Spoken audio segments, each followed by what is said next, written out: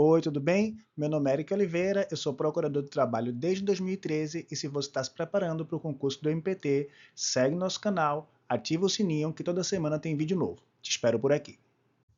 Olá, voltamos agora para falar sobre esses convênios feitos geralmente pelos municípios com as OCIPs, né? Esse tema é um tema, no fundo, é um tema de fraude. Então a gente poderia estudar ele na Conafred, porque a gente vai estar ali, vai estar vendo uma situação que é uma situação típica de fraude, mas como a gente trata mais tipicamente aqui dessas fraudes realizadas em face da administração pública, a gente estuda esse assunto aqui na Conab, né? O conceito de OCIP, Organização Social de Interesse Público, está previsto ali na Lei 9.790, né, com um decreto regulamentador, que prevê que essas OCIPs são pessoas jurídicas de direito privado, sem fins lucrativos, qualificadas como tais pelo poder público, mediante o cumprimento de determinados requisitos e a adoção de procedimentos legais. A principal característica das OCIPs é essa promoção de assistência social não exclusiva do Estado, né? A OCIP firma com o Estado um termo de parceria que ocorre diferentemente das OS, né? As OS se relacionam com o Estado através de um contrato de gestão. A gente fala mais da OCIP aqui, mas também o Ministério Público também atua. A gente já viu, inclusive, na orientação, lá em cima, acho que a orientação 12, que o MPT também atua em face de pseudocooperativas, de OS, de OCIPs, mas a gente tem visto na prática, de uma maneira mais comum, a utilização dessas OCIPs como forma de fraude à necessidade de contratação por concurso público. Ali, de acordo com o artigo 3º da Lei 97/90, as OCIPs, né, elas são pessoas jurídicas de direito privado, como dissemos, sem fins lucrativos, que tenham alguma das seguintes finalidades. E a lei vai ali elencar diversas finalidades que podem ser praticadas por essas OCIPs. E aí a gente vai ter, então, promoção de assistência social, promoção de educação, promoção de cultura, defesa do patrimônio, essa parte da saúde, que é a parte que a gente vai estudar com um pouco mais de atenção, porque é uma das mais comuns.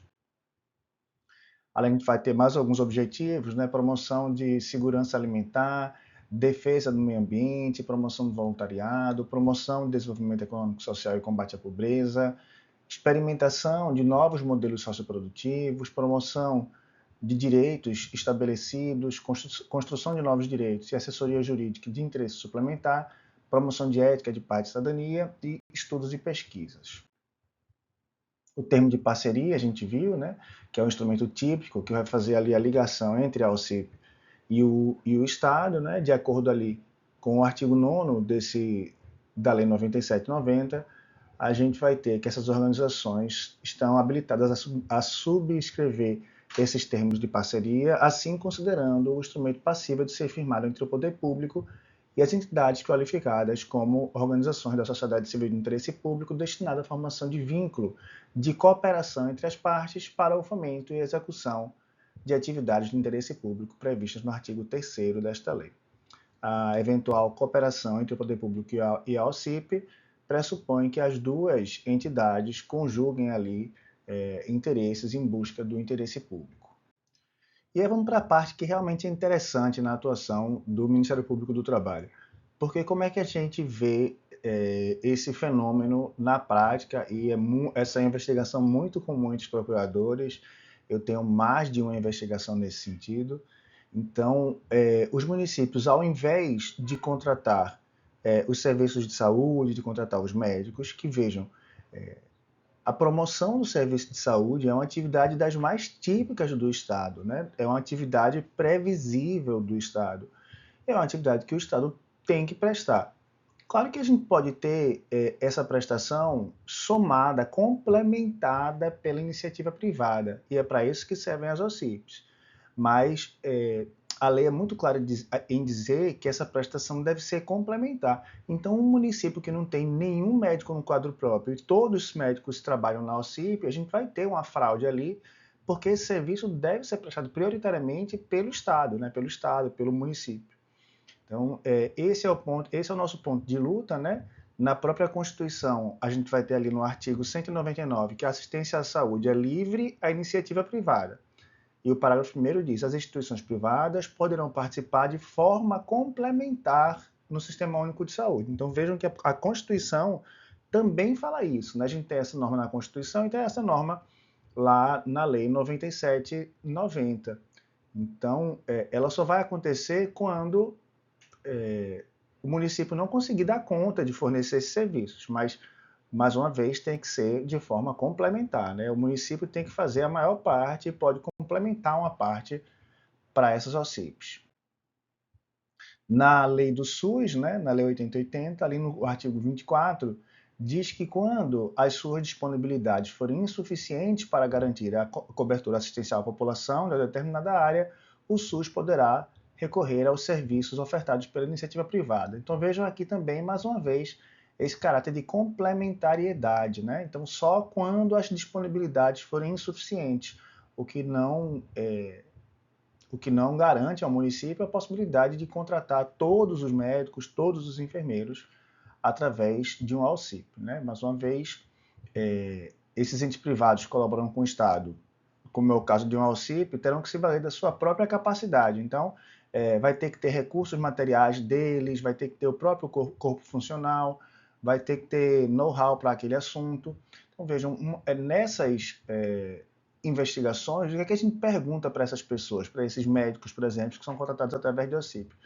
Primeiro que eles vão ao município, o município manda eles procurarem um auxílio.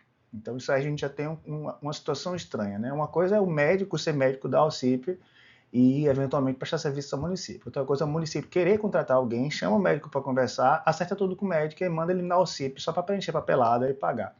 Esses médicos eles nunca frequentaram essa OCIP, eles não conhecem essa OCIP, só foram lá porque o município mandou. A gente pergunta para esses médicos de quem são os equipamentos que ele usa. Né? Se o médico usa todos os equipamentos do hospital, nada é dele, então assim, a OCIP não tem nada, a OCIP não tem equipamentos, a OCIP não tem estrutura, a OCIP é só um intermediador, ela é só um meio para o município não ter que contratar diretamente médicos. Então aí a gente tem um caso típico de fraude, né? Vamos pensar aqui então em alguns exemplos em que essa contratação vai ser válida, né? Essa contratação de OCIP vai ser válida. É uma coisa muito comum também. Então a gente tem, por exemplo, uma Santa Casa, né? Essa Santa Casa ela tem os seus próprios bens, tem o seu próprio corpo clínico, tem um know-how, né? Sabe como executar aquela atividade. E aí essa Santa Casa poderia sim se qualificar como OCIP e eventualmente complementar a atuação do poder público, ajudando ali, complementando para uma melhor oferta de saúde. Da mesma forma, a gente também poderia ter uma entidade de pesquisa médica que pode ser qualificada como OCIP e, de alguma forma, também ajudar ali o Estado de forma complementar. O que não pode, como eu disse, é essa mera intermediação de mão de obra, né? Um personagem que aparece no meio do caminho para ganhar um pouco de dinheiro, sendo que essa OCIP ela não tem nenhuma, não tem know-how, não tem corpo, como a gente disse, e além da fraude aqui da intermediação de mão de obra, a gente vai ter uma violação do princípio do concurso público, lá no artigo 37, inciso 2º da Constituição. Esse fenômeno ele ocorre dentro de um contexto de desestatização, né, como diz o procurador Helder Santos Amorim, que é um procurador extremamente influente. Então ele diz que existe esse processo de desestatização subreptícia, em que o Estado quer assumir um perfil mais gerencial e terceirizar tudo, reflexos ainda de um movimento que acontece nos anos 70 no mundo todo, né, através do toyotismo. A gente tem aquela ideia de que quanto menor a empresa, melhor, né? A gente já falou sobre isso em outros contextos, mas só para a gente contextualizar, na época do Fordismo, vigorava a ideia the big is the better, né? Então, quanto maior a empresa, melhor. Um grande exemplo era a empresa General Electric, né? Aquela de fogão, de geladeira, que eles eram tão grandes que eles tinham para si, tinham na empresa deles uma empresa de logística, já chegou a ser uma das maiores empresas de logística, eles tinham um avião próprio. E aí nos anos 70 a gente tem um total inverso disso, com o toyotismo no Japão pós-guerra, em que a ideia era the small is the better, ou seja, quanto menor a empresa, melhor. Então eles queriam terceirizar tudo. Essa onda dos anos 70 chegou no Brasil nos anos 80 no serviço público. Né? Então a gente tinha um projeto de desestatização, né? de privatização, e aí o Helder Santos Amorim fala aí dessa desestatização subreptícia, e através de um processo que ele chama de super terceirização. Né? Existe um total incentivo à terceirização, inclusive de parte da administração pública. A gente sabe, como vimos, né, que o dever de saúde é um dever típico de Estado, né, foi a primeira coisa que a gente falou nessa aula. Então o Estado tem que ter equipamentos médicos, tem que ter profissionais e corpo profissional próprio, não pode terceirizar tudo, né? Por conta dessas razões que explicamos, e muito especialmente por conta da vedação, por conta da violação do princípio do concurso público na Constituição. O artigo 37 da Constituição prevê ali, né, a necessidade de realização de concurso público nos incisos 1 e 2, e é nesse contexto que surge esse projeto, atividade fim da CONAP, focado em combater a terceirização ilícita na administração pública em suas diversas formas, como OCIPs, OS, cooperativas e até pejotização. Como eu disse, a gente já vimos, né, no começo desse curso, que a CONAP tem uma orientação nesse sentido em face de OCIPs, de OS. Esse processo de superterceirização, que foi aquele que a gente comentou, da lavra do procurador Helder Santos Amorim, ele tem algumas características, né, como essa ideia de um controle acirrado de gastos com o pessoal, muito em face da lei de responsabilidade fiscal. Né? A gente já viu também lá no começo desse curso, quando estávamos falando sobre as orientações, o que é que os municípios tentam fazer para fraudar os limites com despesa de pessoal previsto na lei de responsabilidade fiscal. E aí também um dos objetivos é essa redução de servidores, e o grande problema é essas diversas repercussões negativas que a gente tem em face dessa superterceirização, inclusive se distanciando de um princípio de eficiência. E aprofundando, a gente vai ter ainda como impactos negativos dessa superterceirização um processo de desprofissionalização da administração pública, né, dos prestadores do serviço público. Então, você imagina um médico que ele vai ser contratado, vai passar ali 2 meses, daí troca ao CIP, troca de médico, uma rotação muito grande de profissionais, um médico não consegue desenvolver um projeto de longo prazo. Então, tudo isso é muito ruim para a prestação de serviço público. Além disso, esse tipo de processo de terceirização, a gente vai falar mais sobre isso lá no curso da Conafret, mas a terceirização ela é sempre precarizante, né? Porque alguém tem que ganhar mais dinheiro nesse meio do caminho, que é a empresa terceirizadora, e esse dinheiro vai ter que sair de algum lugar. Geralmente esse dinheiro sai das condições de saúde. Então, a gente tem um meio ambiente de trabalho menos rígido, né, menos bem cuidado, um processo de discriminação entre os servidores próprios e os terceirizados, muitas vezes fazendo as mesmas funções. É também um efeito negativo dessa super terceirização apontada pelo Helder Santos Amorim.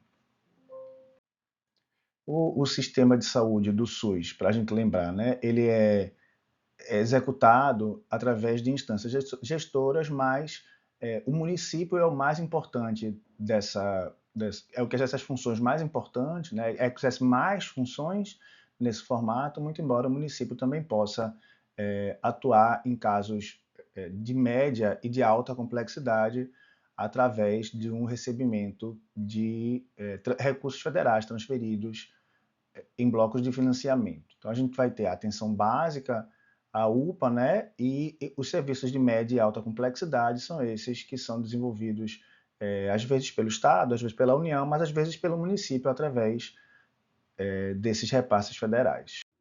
Aí aqui nesse slide a gente vai ter meio que um resumo de tudo isso que a gente disse, né, inclusive como previsto na portaria 1034 de 2010 do Ministério da Saúde, com essa necessidade de comprovação de que essa prestação pelo terceiro setor vai ser complementar, né? Sob pena de violação do princípio do concurso público. Então, essa também é uma norma que só vai ratificar tudo o que a gente já falou nesta aula.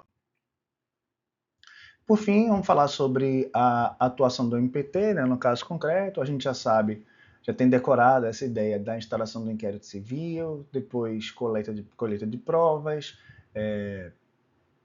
tentativa de se firmar um TAC e, em caso negativo, o ajuizamento de ação civil pública.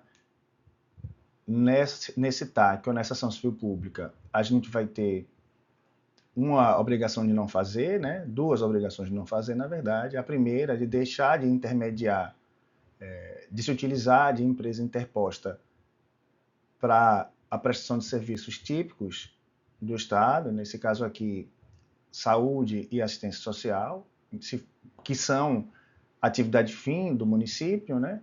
E também a abstenção da realização de contratos de prestação de serviço, termos de parceria ou instrumentos análogos, objetivando intermediar a mão de obra sob pena de multa diária.